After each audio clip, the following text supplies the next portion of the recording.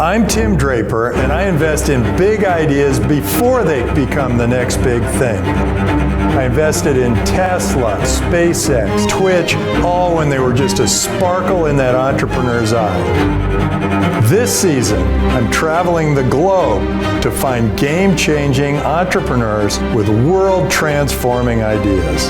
I'll bring these visionary innovators to Hero City in the heart of Silicon Valley, where they'll compete for $1 million investment. Here is the twist. You, the viewers, can vote for your favorite entrepreneurs and help them secure a spot in the finale. Who will rise to the challenge and secure the funding to turn their dreams into reality? Let's find out together on Season 7 of...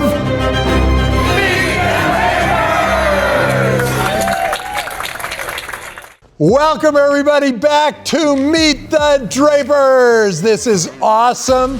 We have traveled all over the world to bring you the 5 incredible semifinalists you will see today. Today we have these amazing judges. Bill Draper, he is my father, one of the pioneers of venture capital. He ran the Export-Import Bank for the United States. He was the first Silicon Valley venture investor to go to India. Dad, welcome to the show. Thank you. Anything in particular you're going to be looking for today? I think you could go on about me, but originality, energy, those are the 2 things that I look for typically. We have Linus Chung, and Linus has been an operator in high growth technologies. He's led product teams at iconic companies like LinkedIn, Pinterest, Tesla. He's currently head of product at Magic Eden. Welcome, Linus. Thanks so much for having me. You seem to have the Midas touch. Every one of those companies that you joined became a huge monster success. I was fortunate, and I think you were involved in a couple of them as well. I should have just been backing you the whole time. That was the secret, huh? How about you? What are you thinking about when you look at entrepreneurs? Yeah, well, I'm looking for grit. You eat a lot of glass as an entrepreneur, so you're looking for that resilience and the willingness to get through tough times. Terrific. And on my left, we have the lovely Priya Ramachandran. Priya is the founder and general partner at Foster Ventures. Priya is an operator turned VC, and she focuses on early stage investments in B2B technology startups. Tell me what you're thinking. So we look for grit, which is going to be the number one thing. And the most important stuff is how are we going to be driving value for customers? Terrific. Well, look, let's bring on our first entrepreneur. Before we do, let's see what's going on behind the scenes. All right, Eric, we're hosting our second crew today. Guys that won a pre-selection phase from all around the world. We're super excited to host you in Hero City, in the heart of the Silicon Valley. Our challenge today is going to be a debate. You are going to get 1 minute to give your opening remarks each, and then we'll have 30 seconds each to rebuttal. The prompt and the question is going to be, what is the most important non-technical skill that you need to have as an entrepreneur? All right, think about that. Let's head to the table.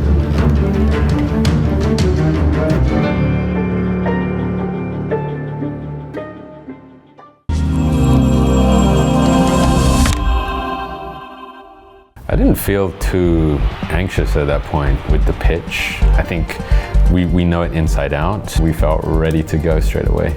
So our first entrepreneurs are from FailSafe.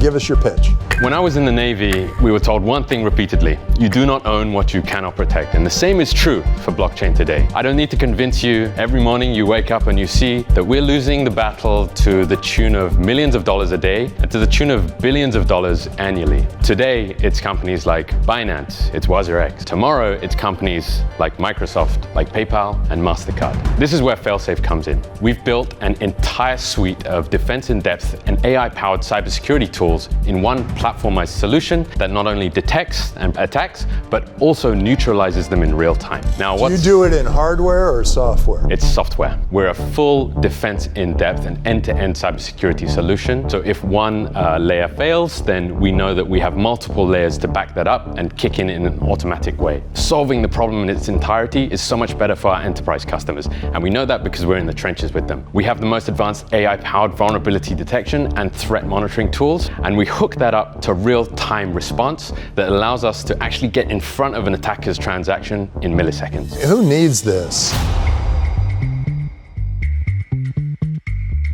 Who would be your first customer that you go after? We do actually have customers already. So we're currently serving stablecoin issuers. They have huge market cap. The retail user just does not spend on cybersecurity. They expect the platforms that they utilize to make those robust investments. In terms of traction, we're at Do they pass the costs on to their customers?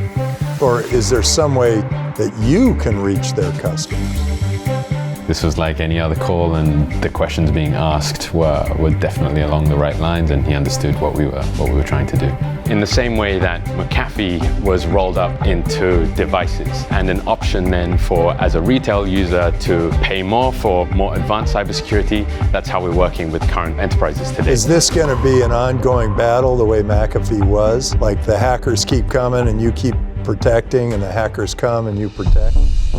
You know, we get grilled by everyone all the time, our customers, potential partners or investors. It just felt like one of those meetings. It's definitely a cat and mouse game. Ari and I, we are people that never give up. We invest a lot in our research. We're stress testing them every day against sophisticated attacks. We're making sure that we can still get in front of these attacks in real time. Are you just going to say, we're going to protect you against an attack, or are you going to protect them against everything? It's a target-rich environment, so you see things like phishing, social scams, and then you also see really sophisticated attacks by states, essentially. Through our defense in-depth infra, we're really going after the entire spectrum. Let me get this straight. Are you an insurance policy for me to sign as a company manager? So I think any cybersecurity solution says that they'll guarantee, or they'll say 100%, they're definitely lying to you. Now, the amazing thing is that we work with insurance providers. Oh, are you getting insurance companies to pay more so that people will use you? Exactly, and to forward sell to... Has that happened yet? We are in talks You're with hoping. a couple. Yes. How are you different from the average insurance agency? Bill leaned towards, the more traditional business that has definitely been around way longer than blockchain has. So maybe just to highlight a point, we do not specifically insure our customers. We allow them to mitigate risk significantly, so they can take that evidence that they're being protected by FailSafe to their insurers, and they can say, we can now pay lower premiums because we have made all these measures to significantly reduce the risk of an attack. So how are you thinking about handling the complaints and the regulatory needs for different countries? So we actually work very closely with the Monetary Authority of Singapore. We're headquartered there, and we essentially help to ensure that the companies we serve not only comply with the current standards, but basically allow them to comply to future standards as well. You said real time, that this protects in real time. So on the blockchain, things can happen in a split second. Your keys are compromised, the wallet is drained immediately. How does your platform actually work in real time? He wanted to know the specifics, because we made some claims. He wanted to know how that actually worked. It was great to have someone that was ready to get technical on that panel. We submit a counter transaction with a higher gas fee to be processed just ahead of the attacker and move your funds just in time. Aneirin Ari, thank you so much for being on Meet the Drapers. Thank you. Great to have you. Thank you so much, Tim. I was not sure if it would make it in the end. It was an adrenaline rush, I have to say. They're competing with a lot of insurance companies. I like the two of them, and I think they know what they're doing, but I'm a little worried that they're into a very competitive environment. Yeah, I like the market. First off, it's a huge problem, not only from funds at risk perspective, but this is a huge barrier for blockchain and the crypto industry in general. It's early, but I do like the fact that they have $300,000 in annual recurring revenue. They're onto something here, and so I'm interested. The partnership is going to be the key stuff, right, with the insurance companies. Instead of looking at the bigger insurance companies as a competitor, if Lloyd's, as they were mentioning, getting into those partnerships is going to be making a huge lot of difference. Let's bring on our next entrepreneur. But before we do, let's see what's going on behind the scenes. So we'll start with you, Aadil. What do you think is one non-technical skill that's extremely important to be a successful entrepreneur? I think it's undisputed. It's communication. Communication is like broad word, but it actually encompasses everything you do in your life other than technical stuff that you do. So if you're really good at communication, you are effectively supplementing everything else non-technical. All right, so that was a well-communicated argument out here. All right, Volod, what is the most important non-technical skill for entrepreneurs? Hiring. If you put all your time into hiring, you make sure the next person you hire is better than you, always. They will also have that culture. They will also hire somebody who's not only better than them, but are a cultural fit. So you have the whole company rowing in one direction, focused on one goal, and having the best possible skill you can get. I think the founder's time must be invested mostly into hiring above everything else. What do you have to say to defend your arguments? You've already said it. Communication is important. When you hire people, you have to communicate. I have been running a services company previously, and what I learned was that if you're really good at communication, you can actually hire good people. If you can read the subliminal signs during an interview, you know that this guy is suited for me or not. You get to know about the culture of the person. You can map your culture onto that person if you are good at communication. So I agree that communication is a really important skill, but I think it's not enough. You guys all have seen Elon Musk, right? Probably he's not the top communicator on the planet, right? But I imagine in the beginning of the company, he invested time into hiring people who are really good, build that core team, then the team creates the culture of the company. I believe the hiring is the main focus of the founder. Excellent, thank you guys. Eric? Yeah, I mean, these are two very, very powerful arguments. I might be biased as a communication coach, but I feel that the argument for communication was better. You found the table for it? Final answer. All right, Qazi, Aadil, congratulations. Great job. Thank you, buddy. Good job, guys. This is our fourth venture together. So wait, what happened to the other three? How's that going to work? Both of you are going to go full-time on this one?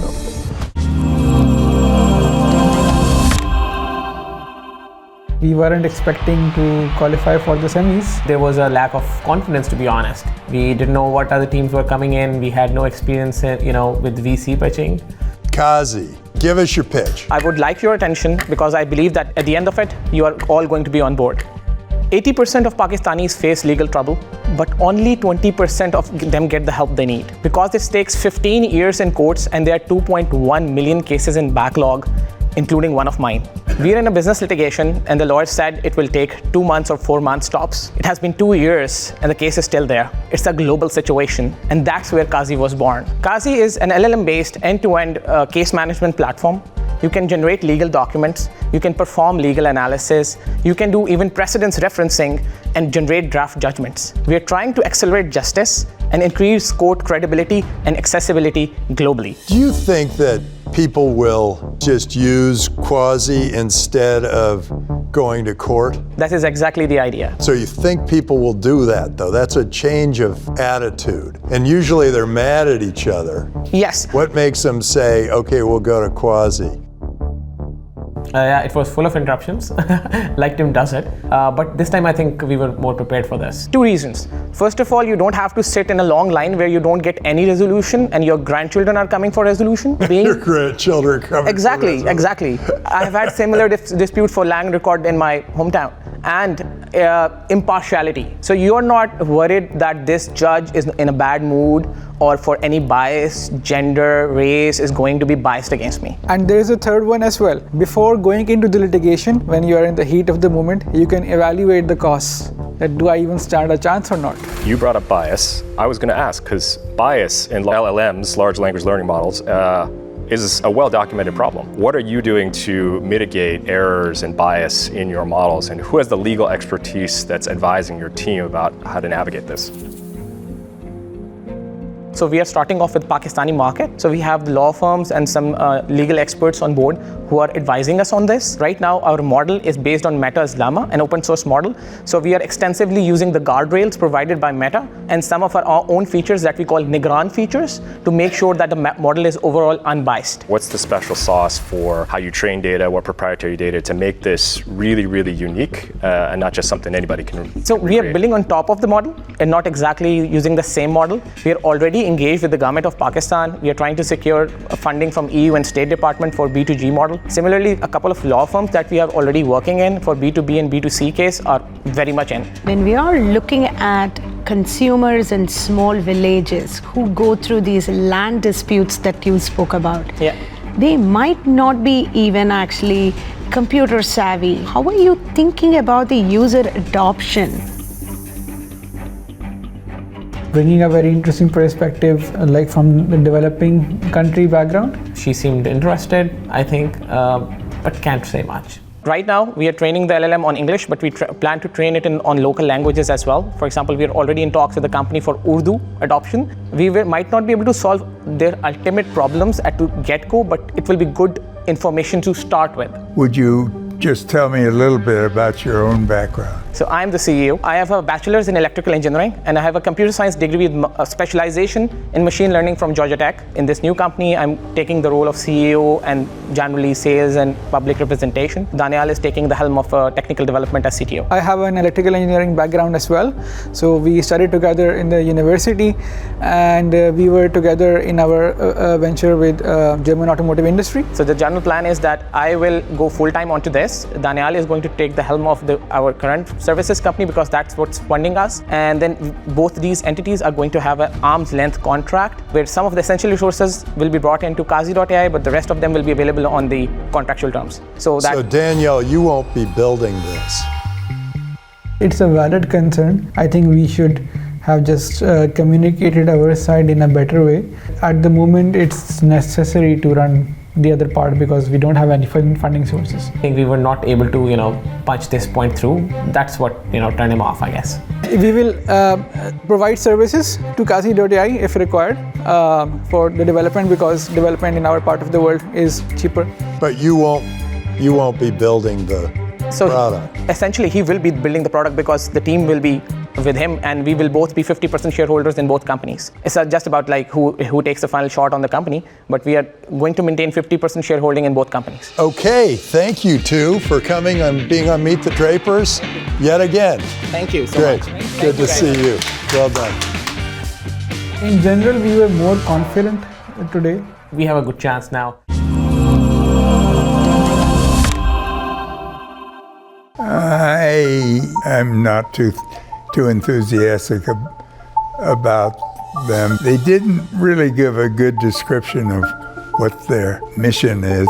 I just wasn't taken by them. They are targeting on 3 different customer profiles: B2B, B2C, B2G. Do you think maybe it's different in Pakistan? Legal stuff is way different. Looking at all the 3 things itself is like a very difficult go-to-market approach. They're serial entrepreneurs. Clearly they like each other to work together for the 4th time. But automotive, genetics, now the legal industry. Not sure I'm taken by the passion and the expertise that is really going to be necessary for them to really make a dent in this market. I asked about differentiation and what's proprietary about their technology. Frankly, I didn't get a satisfying answer there. I think the mission is really important.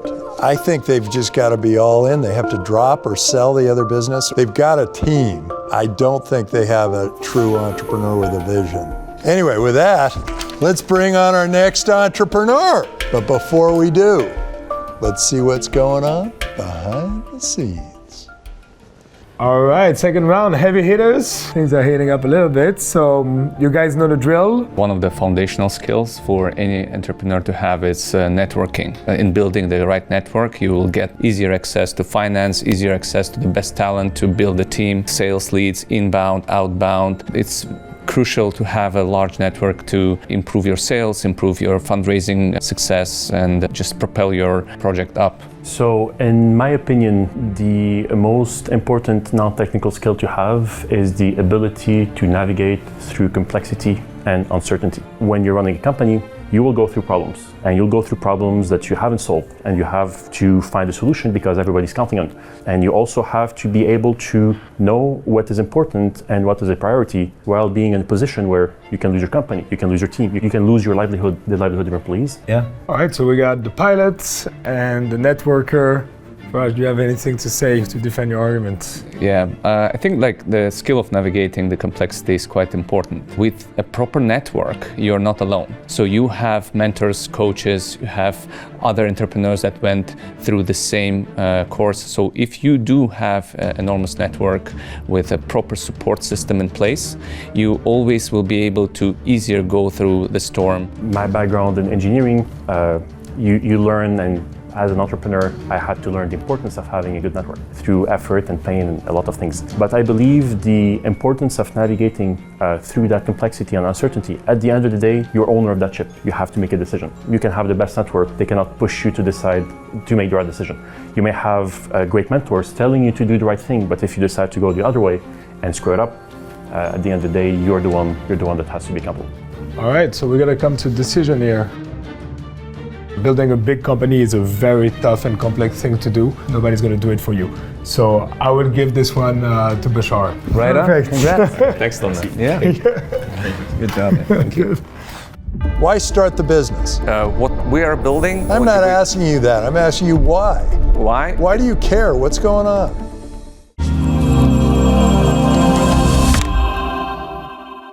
I was super nervous, just like moments before. There are so many thoughts in your head, but once you are there, I actually felt super comfortable. Crosscurve, give us your pitch. Hi everyone, I'm Faraj and I'm a co-founder of Crosscurve by Ava, a company that revolutionizes decentralized finance, and we're here to solve three actually main problems of decentralized finance, which is fragmented liquidity, it's insecure cross-chain communication, and its poor user experience. The market is huge. We're planning to build the most efficient cross-chain DEX, and we can capture a very big market share. So you guys all know the success of Coinbase. We can have the same opportunity for you to invest in the next Coinbase. So what's the real beauty here? Why start the business? There's a lot of stuff going on here. Absolutely. And you're fitting in somewhere and trying to make it some little piece of it a little bit better. I'm super passionate about the industry. I'm super passionate about my project. Really want to succeed with all my heart. You got hit over the head and you said, we got to do this. Why? What we are building, we're utilizing the most novel technology, and we're backed by the pioneers of that technology, Curve Finance, by using their technology. I'm not asking you that. I'm asking you why. Why? Why do you care? What's going on? Maybe I kind of misunderstood the message from the judges, what actually they wanted to hear from me, and I was too focused on the technical aspects of what I'm building. Absolutely. And why was this a big problem you had to solve? If I would get a second chance, I would do something differently, I think.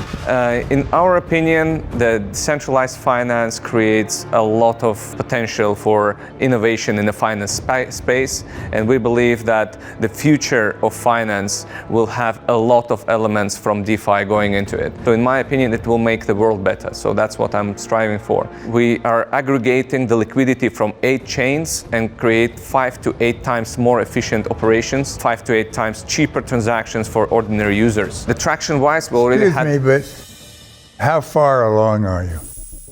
We are already quite far. We already did $500 million in volume over the last 6 months. The protocol is ready, it's fully operational. We're continuously innovating to more efficient. Now, you've got 500 million in volume. Do you charge on that volume? How do you make money?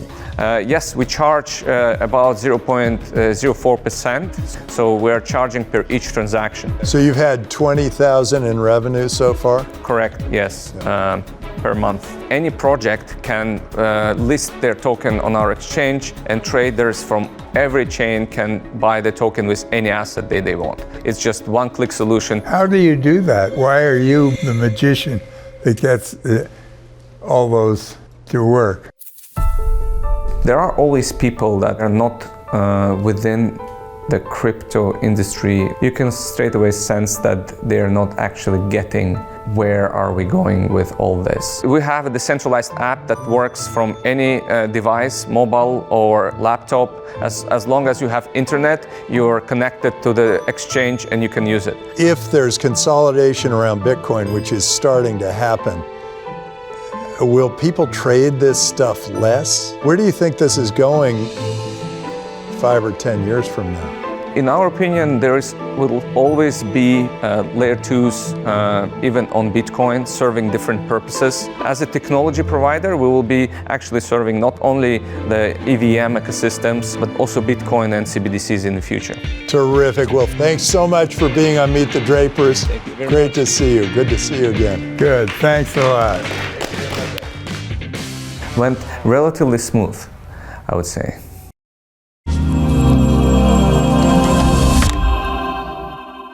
I actually like the trend of Crosscurve, that there's going to be more assets coming on chain, and the fragmentation and the proliferation of blockchain ecosystems is not slowing down. There's a lot of competition, and I wasn't quite convinced about the differentiation. In this game, it's about growth. And so they're going to have to race and really get to billions and billions in monthly volume in order to be relevant in this space. The margins will get thinner and thinner and thinner as time goes on. It's a race to the bottom. He and his team have a huge problem in trying to reach the market. I was not wildly impressed by him. It's also important for us to look at the users' data. How many users are coming back? How many of these people are actually just coming in for like one-time transaction? What is the capability of this company to be like doing billions of dollars? Okay, let's bring on our next entrepreneur. But before we do, let's see what's going on back there.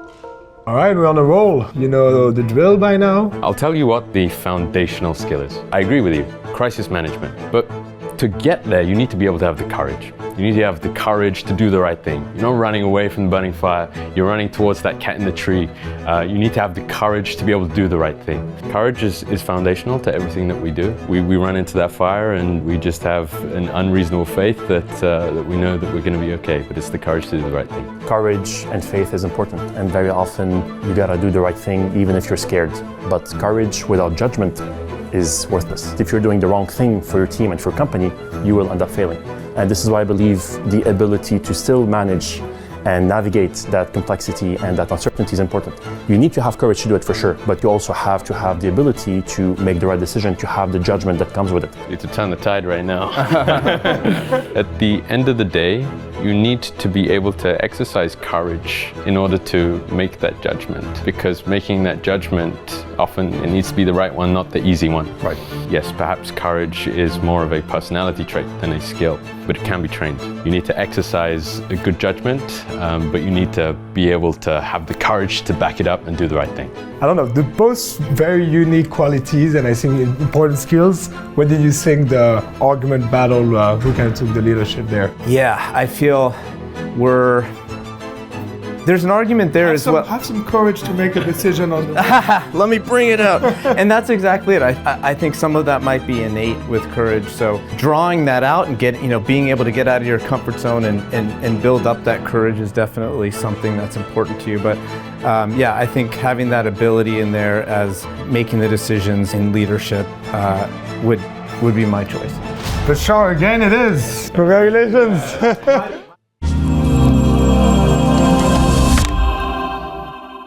I was fairly relaxed, especially compared to last time in Miami. You know, we've pitched this so many times at this point. We had some practice. Johan Wickstrom and Volodymyr Tolka AI Therapeutics. Go ahead and give us your pitch. We are Tolka AI Therapeutics, and we are solving antibiotic resistance. Antibiotic resistance is on track to kill more people than cancer and cost over $1 trillion per year by the year 2050. At the same time, we don't see new antibiotics hit the market at all. We need something completely different. We need phage therapy. Phages are viruses that infect, kill, and replicate in specific strains of bacteria. They have to be personalized to each and every patient. We are building an automated platform to use software and AI to automate that entire process and make a personalized phage therapy in 30 days or less. We have already treated our first patient, which by the way is myself. I have had Mycobacterium abscessus for the past 17 years. And as you can see, my insurance company spent over $300,000 on antibiotics. It wasn't until we added the Tolka phage therapy that we actually saw a meaningful drop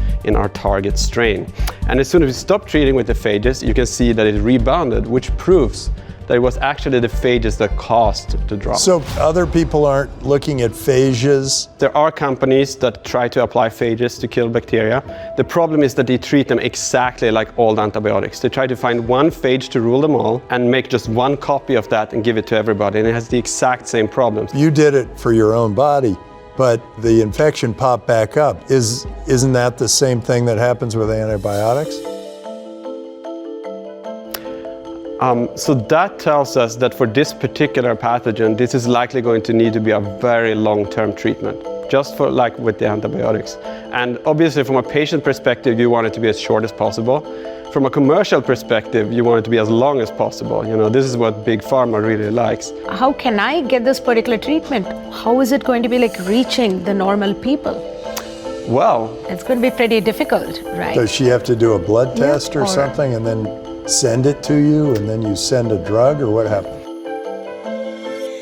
Your physician would decide that you would be a good candidate for this, and they would send a sample for pulmonary infections, the lung infections. We're looking at a sputum sample where you cough and spit in a cup. They would send that to us. We would isolate the target pathogen, and then we would isolate the phages to kill that target pathogen specifically for you. So what is the process? Is that it? You spit into a cup, send it to Tolka AI? There's about 15, 20 steps in between us receiving the sample and the drug being ready for use. That is why it's taken on average 6 months in academia and cost a tremendous amount of money. What about your partner?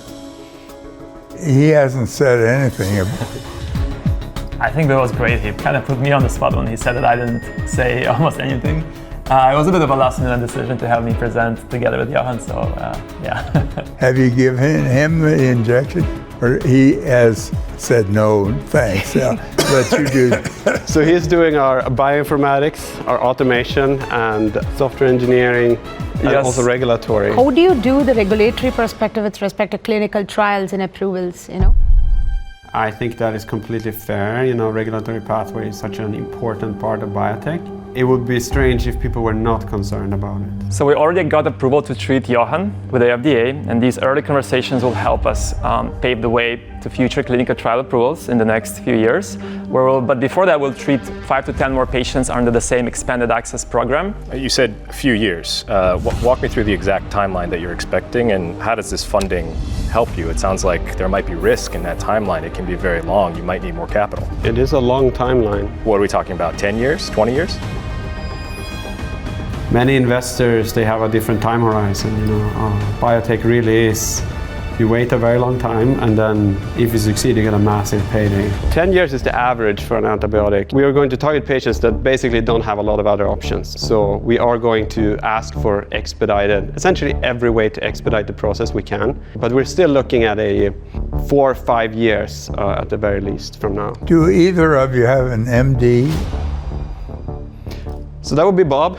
Bob is the MD. Bob has a tremendous amount of experience because he was at Adaptive Phage Therapeutics in the past. They've really pioneered a lot of these phage technologies. So there's a high reliance on Bob, and I'm sure he's phenomenal in terms of providing that medical expertise, but also the regulatory expertise, but that's one person.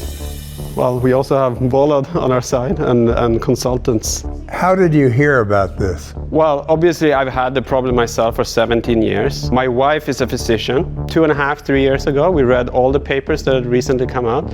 This was the most promising technology. People were not making progress on commercializing it quickly enough. So somebody really needs to bring down the cost, increase the speed, and actually get proper FDA approval for this. Terrific. Well, thank you so much, Johan and Volod. Nice to see you. Yeah, you Good too. job. Thank Thanks you. for coming in. Thank you very much, everyone. It was hard to read some of them during the pitch. We actually got through the entire pitch without them interrupting, so I think it was relatively captivating. What did everybody think of Tolka AI Therapeutics? I think their work, it's a wonderful thing if they're successful, and I guess I'm not sure that they will be, but it's really exciting. I mean, he's got a high motivation to make it happen. He certainly does. He's the first user. He's the first customer. The FDA does allow you to inject yourself. They don't allow you to inject anyone else. So many great entrepreneurs do this. I think it's inspiring. It's eating your own dog food at its finest. I think they're being optimistic about the regulatory approval. We like optimism in entrepreneurs, but as an investor, you've got to exercise realism and caution. Yeah, 4 to 5 years out still seems like a lot. Even if it's, and that's optimistic for them. So as an investor, that's tough. With that, let's move on to our final entrepreneur. But before we do, let's see what's going on behind the scenes. On the right corner, Bashar was being able to make rough and good decisions. And on the left, we have Aadil with communication. So I would love to hear why you think communication wins it overall. Leadership and navigating all different situations is definitely important. How do you do it? How do you get to know it's a difficult situation? It's all about communication. When you start a company, you're not a leader, you're an individual, and you want someone to join you. How do you convince him to join me in this venture, whether it's an engineer or a co-founder? You communicate your way into it. It's a great point, and communication is something that I had to learn myself personally to improve. So I believe having that ability to make the right decision, having the right judgment, implies you're able to communicate. And even if you have a hard time communicating, at the end of the day, it's deciding where the ship has to go. It's knowing what is more important, how to allocate your resources accordingly. And it has to be done with the right communication, that's for sure, but that can be improved. I think it's a skill that can be learned. So you have picked up a big word. What you are actually communicating is that leaders are made through communication. Always on the stage, you have that co-founder which is good at communicating. He's the one who is throwing the VN at everyone. Elon Musk, great communicator, bold ideas, he communicates and then he makes them through. Steve Jobs, Mark Zuckerberg, name all these founders. And the common theme you will find in all of them is communication. Elon is not the best communicator, but Elon knows when to take a risk, knows how to put everything on the line to save SpaceX and to save Tesla. And if he decided to pull away in one of these companies, we wouldn't be driving electric cars, we wouldn't be watching amazing rockets land. So it is really the ability to have the right judgment, have the judgment call and make the right decision. They're both very important, and this is going to be one of the hardest decisions we had today. It's coming down to the wire. It's no win by knockout. We got to look into the points. And the winner is Bashar. All right, great job. Amazing day. Really excited to go back to the main stage. I think they're pretty warmed up now to make their pitch now that they've argued a bunch of different sides. So yeah, good luck to everyone. Go get it. How are you competing? Where is your edge? We've proven that they work here on Earth. You still haven't proven that these things work in space.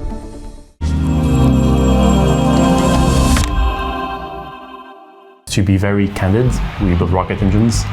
We're used to dealing with stress, anxiety, high-stake moments. So for us, it was another at the office. I think as soon as we kind of stepped onto that stage and the lights were shining on our face, we really turned on and we matched the level of energy of the judges. Satellites, GPS, and global data networks all rely on the same fundamental infrastructure. Space isn't just for astronauts. It is the invisible backbone of modern society and our daily lives. We are delivering the world's most critical infrastructures and satellite technologies for governments, for agencies, and for commercial operators alike. Our launch and delivery vehicle systems can be deployed both from Earth or from space with long-term loitering capabilities, ready to deploy a host of technologies developed for the US and our allies, ushering in a new era of critical infrastructure and war deterrence. A result of a radical novel technology, patented rocket propulsion, as well as a unique know-how in additive manufacturing. And we signed very recently our very first government contract with the US Department of Defense. SpaceX is a launch and delivery vehicle. How are you competing? Where is your edge? Tim made investments with SpaceX. He made investments with a few other space companies. So he is fairly familiar with that industry. So we wouldn't be surprised if he decided to dig deeper. When you pitch the US government What are you selling? Sure. We'll start with SpaceX. Of course. We see SpaceX as peers. All these constellations that are being launched into orbit, well, they need to be maintained and they need to be replenished. A SpaceX rocket will launch 20, 30, 40 satellites at a time. We will launch a single satellite to pinpoint accuracy with rapid launch and rapid delivery. There's already a company out there doing this. Firehawk and a few others. Yes. We're at least getting the questions that we would expect from someone that understands how to run a company, but may not be necessarily an expert in space, and that was really good validation for us. This is solid rocket fuel, and you can choose, right? You are correct, yes. The fuel is indeed a solid, as you stated. The oxidizer is a liquid, but we leverage combustion. So you'll always have that combustion going on throughout the whole burn. What really makes it so interesting, the simplicity reduced the cost by about an order of magnitude. So we're able to offer customers a launch that is about a third of the cost of what you would pay to reach orbit with other companies. Supposing you have all the money you need tomorrow, what are you each going to do besides?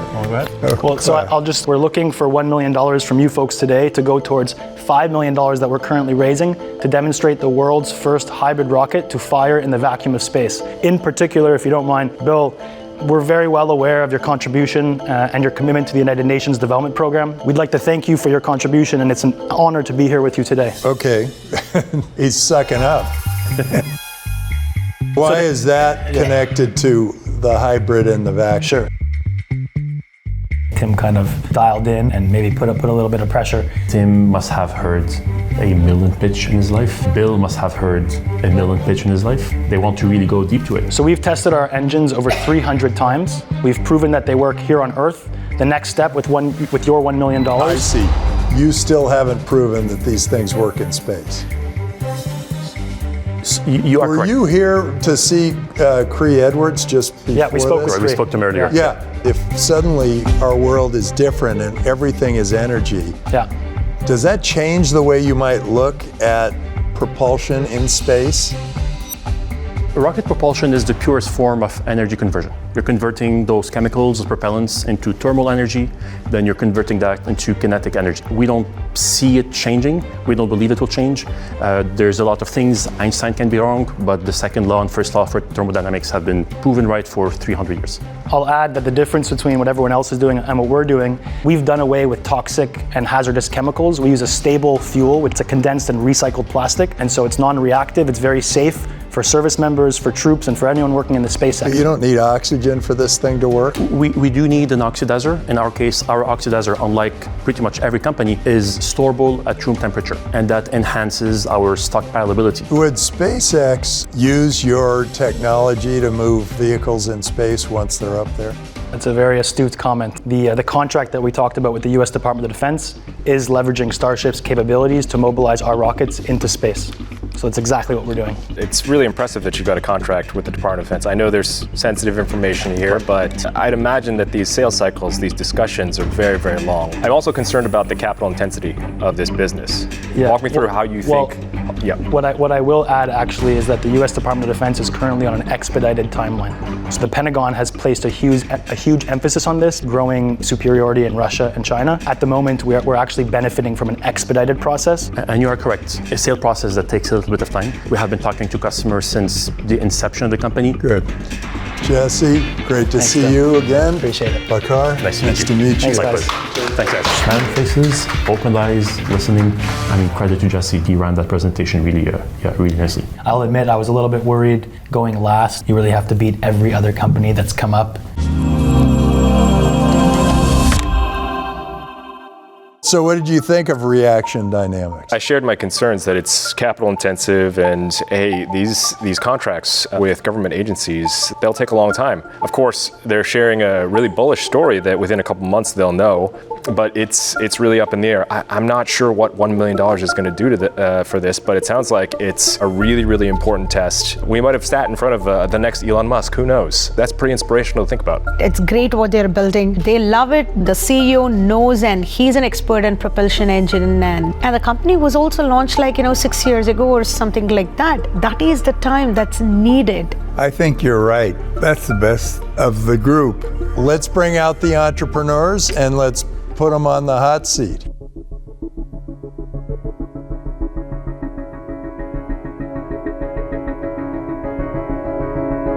There are 5 of you. 2 of you are going to move forward to the finale. All will depend on what the crystal ball tells us. All of you are wonderful entrepreneurs and will be successful.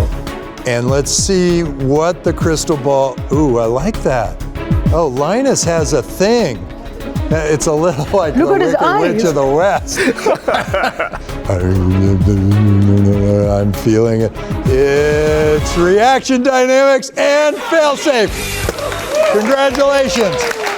We're very happy that we got to the final. There was actually a moment of fear where we thought maybe Tim might go against the grain. We were very pleased to hear our name alongside FailSafe. Honestly, I had no idea if we will make it out of this round. It was very humbling.